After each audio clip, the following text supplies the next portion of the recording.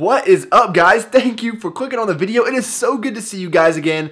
Have not talked to a camera in about a week. See, the way that my life is set up right now, I have at least 1 week out of a month where I can't do anything YouTube related, which is perfectly fine. That means things are going well, right? I have so much other stuff going on that I just can't dedicate any time to this, which is perfectly great, as I said. So anyway, so if I look tired at any point throughout this video, it's probably because I am, as much as I hate to admit that. And you know, the first thing that just came to my mind was that new NF song. But I ain't playing with you, I've been grinding. You know, I'm not really big on the grind. I just do what I love to do. And if I have to work late hours, that's fine because I'm actually enjoying it. I'm getting done what I need to do. So quick message for you guys before we start this video.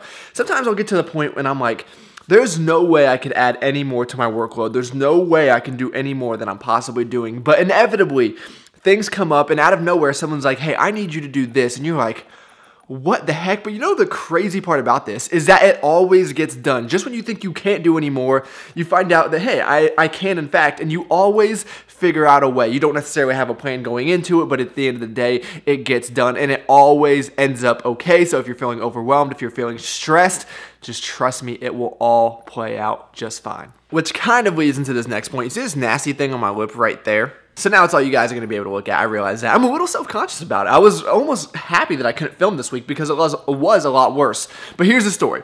I went out to the bar one night after work, okay? This dude, I didn't even know who he was. He starts talking this stuff, and I was just ignoring him, whatever. And he keeps talking and talking, and I'm like, dude, what is your problem? He pushes me, and I'm like, what? And I just go off, right? And this dude decks me. Nah, I'm making all this up. That is not what happened at all. You know, I think it's herpes. I'm kidding. It's okay to laugh at yourself sometimes, guys. You don't have to be so serious all the time.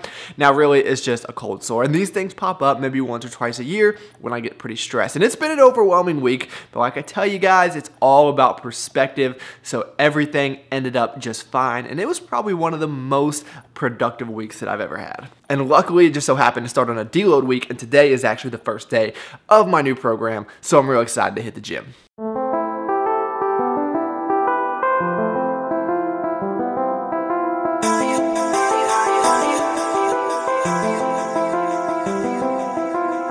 Elevated like I'm flying instead of coming down. What's the point? They just hate us when we come around. It's all good, we ain't even looking that way. I'm just steady focused, waiting for these better days. So dream a little bit, this is the 24 hours since we landed. Chaos in the city, everybody thinks we planned it, but we just living good, doing everything we can do. Kinda like you should, but you never really can too. So I hope you guys got the chance to check out my video from the powerlifting meet. Without a doubt, the best lifting that I've ever done in my entire life. Hit PRs on every single lift, went 9 for 9. It was absolutely incredible. And really the last 25 to 30 weeks of training with Garrett Blevins has gone great. And I would say that his programming is what is optimal for me in terms of strength gain. I've never seen this type of results. And you guys, if you're familiar with the channel, the last, I would say, year and a half or so, it's kind of just been this cycle where I've been, you know, missing lifts, not getting much better until I really linked up with Brandon and Garrett.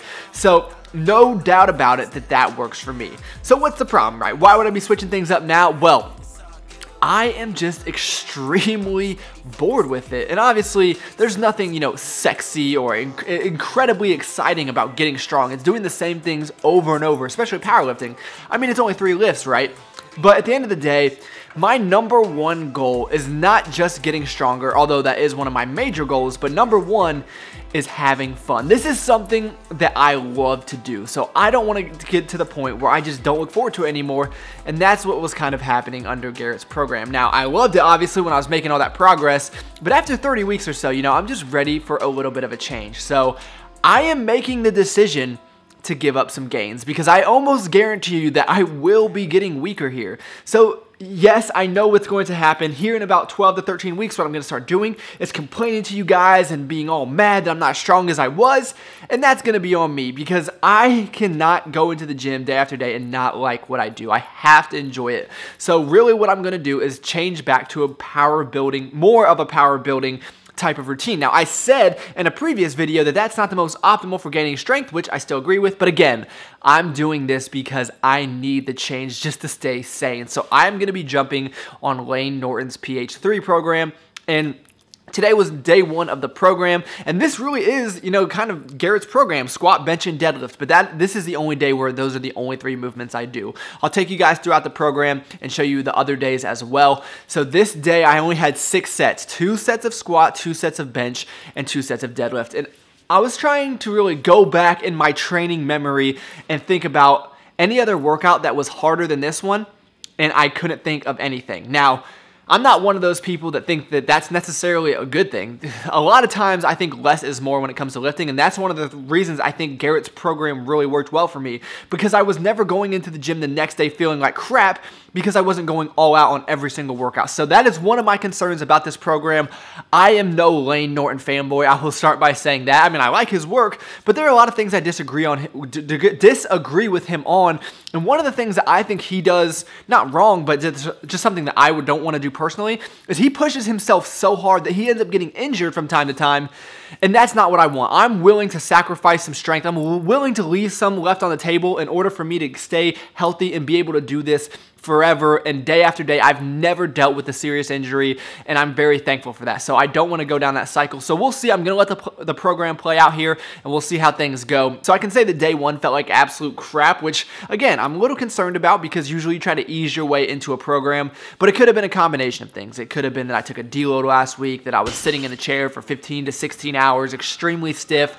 But regardless, we're going to see how things go here. And it just felt good to sweat, move around, just feel like a little bit more athletic, I guess, in a way. So tomorrow's workout is strictly hypertrophy.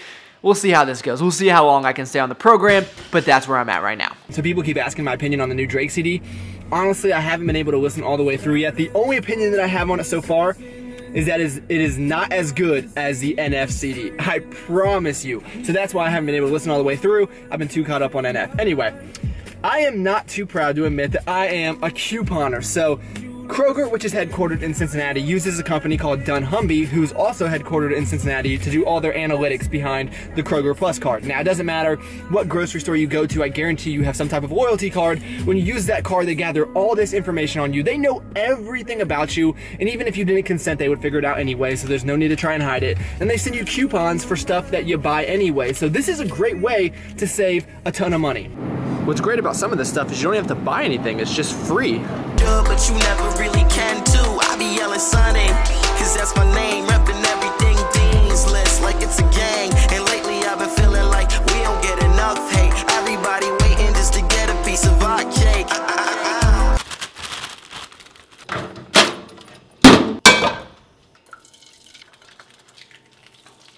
Elevated like a fly instead of coming down. What's the point? They just hate us when we come around. It's all good, we ain't even looking that way. I'm just steady focused, waiting for these better days. So roll it up, keep on getting higher. This is the cushion to your life. Roll it up, keep on getting higher. Dream a little bit, this is the cushion to your life. In the cut, I'm rolling up my broccoli.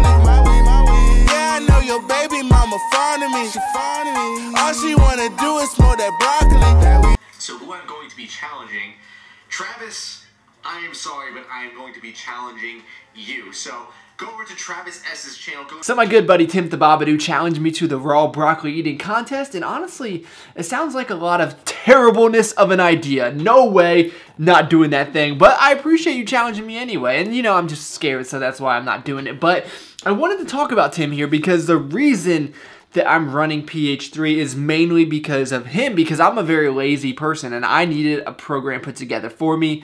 And this guy did just that. So he is documenting PH3 on his channel, and he put this spreadsheet together, and this thing is fantastic. It makes life much easier. So I would suggest that if you guys are interested in this program, then you use this spreadsheet, and I would also suggest that you go over to his channel and follow it. I have been following him for a long time now, and it's funny because I started watching him before I even had a channel, when he was in college and I was in college, so it's really relatable. He was one of the first people to do a series of full day of eating videos, and he is bringing them back. So I think you guys would really enjoy his content, and that's really all I have to say about that, even though I still feel kind of bad about not doing the broccoli thing, but no.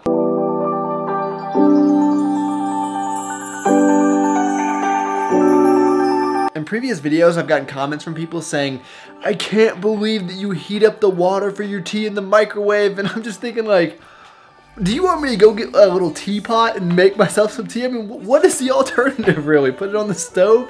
Oh my gosh, sometimes I feel like people on the internet just like to complain or give you a hard time or whatever it is. And the other thing that's the random thought on my mind is, do you notice that the people that are always telling you that material things are not important, blah, blah, blah, blah, blah, are always the people that have like the most material things? I don't get it. I love material things, and I don't think you should feel guilty for saying that. But yeah, let's eat. So will anybody else just eat a salad until they figure out what real food they want to eat? Kind of take the edge off, you know? And I'm shocked because I hate most Walden Farms products, but this honey Dijon dressing is actually really good. So I'm going to have this, and then we'll have some real food.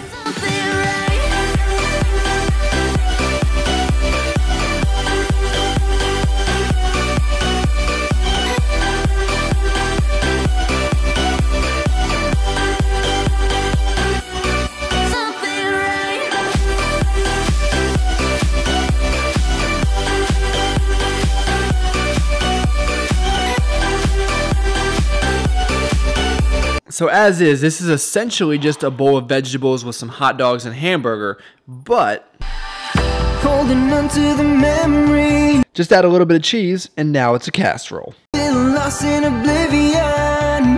No one. For a low-carb meal, that was actually pretty delicious, and I wish that this sun would go away for like 5 seconds, but I will go over my new macros with you guys very soon in a separate video, if anybody actually cares.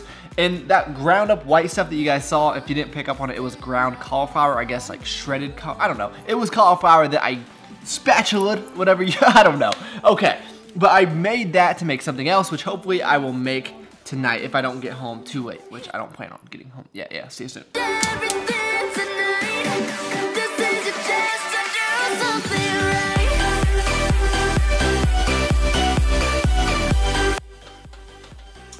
So rich homie Ellen sent me a Snapchat this morning of cauliflower oatmeal. So I've got to try this out. I've seen it a few different places. Now, obviously putting cauliflower in oatmeal sounds a bit strange, but the appeal of it is the amount of volume that it gives you. So you're supposed to blend it up so you know you have smooth cauliflower. I was a little bit too lazy to pull out the blender, so I've got like chunks of cauliflower in there. We'll see how this goes.